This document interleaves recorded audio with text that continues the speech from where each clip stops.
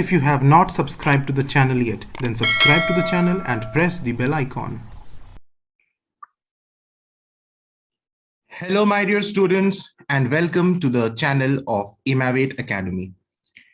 Again, in this video, I have come up with two very important programs on for loop. The first program is to print the squares of the first 10 natural numbers. And the second program is to print the cubes of the first 10 natural numbers. These are very important programs, and they will help you to build your foundation about for loop.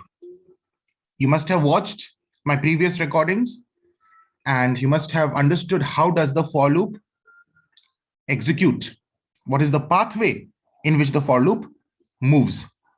Okay, so basically, write down the first program, write a program to print the squares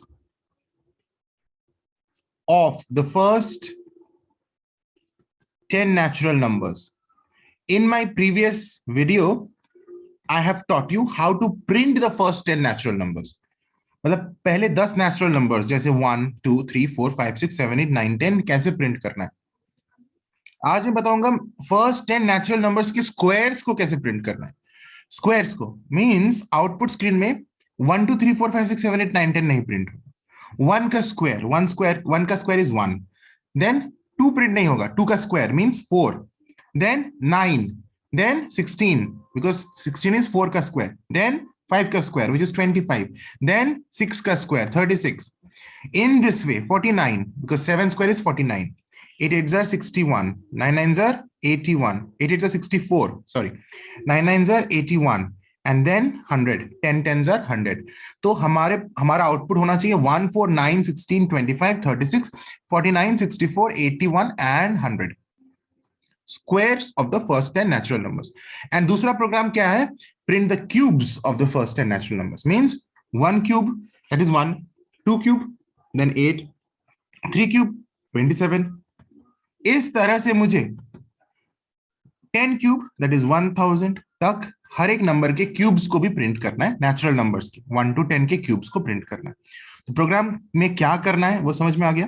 Now I'm taking you to the BlueJ screen and showing you how to do the first program. So you must be able to see the home page of the BlueJ screen. I'll click on new class and I'll type the class name. Say the name of the class is square. And okay कर दिया मैंने. Square create हो गया. Open editor. यहाँ पे मैं programme को अब लिखूंगा. ठीक है. So the editor has come up. पूरा जो लिखा हुआ है उसको मैं डिलीट कर दूंगा. मुझे यूजर से कुछ लेना नहीं है because I know कि मुझे 1 स्क्वायर से 10 स्क्वायर तक प्रिंट करना है. I'll directly start with class. Scanner object को स्कैनर क्लास की मुझे कोई जरूरत ही नहीं है. क्लास का नाम है स्क्वायर. उसके बाद मेन फंक्शन को डिक्लेयर करूंगा public static void main. Simple for loop create करूंगा. int I is equal to 1 I less than. देखो मुझे 10 स्क्वायर तक प्रिंट करना है तो मैं I less than 11 लिख सकता हूं क्योंकि 10 is less than 11, या फिर I less than equal to 10 लिख सकता हूं कि less than 10 as well as equal to 10. मतलब 10 भी होगा तो भी इसको ट्रू मानेगा. तो I less than equal to 10 लिख सकता हूं. I plus plus that means 1 से 10 तक ये लूप चलेगा. इसके बाद मुझे I को प्रिंट नहीं करना है. मतलब I का वैल्यू भी 1 होगा, फिर 2 होगा, फिर 3 होगा, इंक्रीमेंट करते करते. मुझे 1 2 3 प्रिंट नहीं करना है. मतलब मुझे I के वैल्यूज को प्रिंट नहीं करना है. Unlike the previous days program, previous video के प्रोग्राम जहां मुझे नेचुरल नंबर्स प्रिंट करने थे तो मुझे I का वैल्यू को ही प्रिंट करना था. यहां मुझे I स्क्वायर को प्रिंट करना है. मतलब हर एक जो डिजिट होगा 1 स्क्वायर को प्रिंट करना है. फिर I का वैल्यू 2 हो जाएगा इंक्रीमेंट होके, तो 2 स्क्वायर को प्रिंट करना है. तो मुझे I स्क्वायर को प्रिंट करना है. तो बहुत सिंपल है. System dot out dot print ln. I square को प्रिंट करने के दो तरीके हैं. एक तुम लिखो I इंटू I. इंटू की जगह देखो मैं क्या लिख रहा हूं, एस्टेरिस्क ऑपरेटर. ये जानते ही हो मल्टीप्लीकेशन का operator, arithmetic operator I into I. ऐसे लिख सकते हैं. मींस I को 2 बार मल्टीप्लाई किया गया, I स्क्वायर हो गया. Our program is done. मैं दूसरा भी बताऊंगा। कंपाइल कर दिया, class compiled, no syntax errors. ठीक है, I will now show you the running part. void main, our output has come 1 4 9 16 25 36 49 64 81 and 100. Simple सी बात है। I'll clear it. Now in the same program I will modify how to print the cubes. तो cube मुझे करना है तो simply i into आई, मतलब एक और मल्टीप्लाइड i डाल दिया। यू सी i इंटू आई, इसको देखो आई क्यूब, कितना इजी है। मैं इसी में मॉडिफाई कर दिया। क्लास का नाम अभी भी स्क्वायर है, हालांकि क्लास का नाम मुझे क्यूब कर देना चाहिए था। तो what you people will do, you will create another class with the name cube and class का नाम क्यूब लिखना है यहाँ पे। मैं बस डेमोन्स्ट्रेट कर रहा हूं तो मैं एक ही प्रोग्राम में मॉडिफाई कर दे रहा हूं, तुम लोग दो अलग अलग क्लासेस में करोगे। कंपाइल कर दिया, so no syntax errors.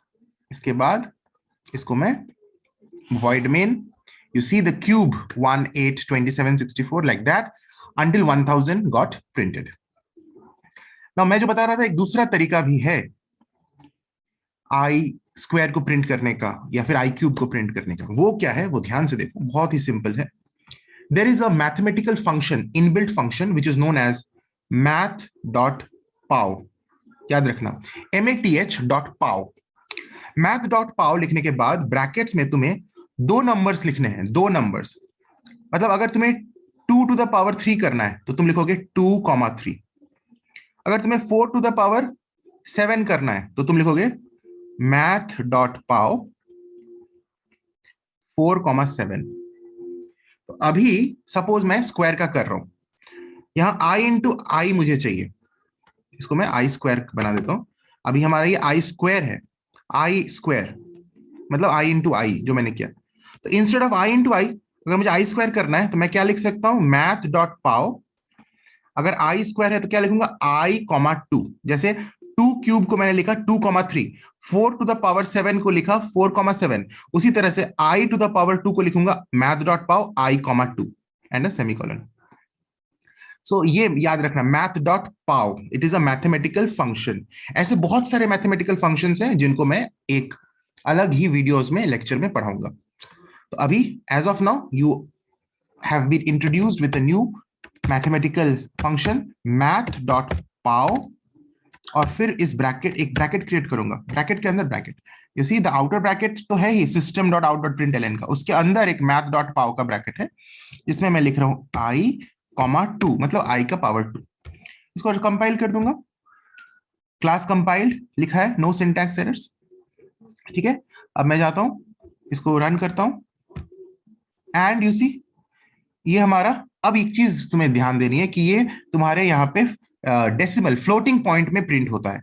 math.pow जो हमारा इनबिल्ट फंक्शन है उसका रिटर्न टाइप इंट नहीं है, उसका रिटर्न टाइप इंट नहीं है, फ्लोटिंग पॉइंट उसका रिटर्न टाइप है। मतलब वो जो वैल्यू को आउटपुट देगा वो इंट में नहीं देगा, फ्लोटिंग पॉइंट डेसिमल वैल्यूज में देगा। लेकिन वैल्यूज तो वही है 1.0 4.0 9.0 16.0 टिल 100.0। इस चीज का हमें ध्यान देना है। ठीक है, अब ये सेम प्रोग्राम है, math.pow को मैं यूज करके क्यूब भी कर सकता हूं। बहुत ही सिंपल है, मुझे अब आई क्यूब चाहिए, हर एक नंबर का क्यूब, तो i,3 कर दूंगा, कोई टेंशन नहीं है, इजी है। क्लास कंपाइल हो गया and it will give you the output. Again, you see, as expected, 1.0, 8.0, 27.0, same numbers, but in floating point, not in integer. ठीक है, I hope you have understood this program. I will come up with more programs to build your foundation on this topic in my next video. Till then, keep practicing.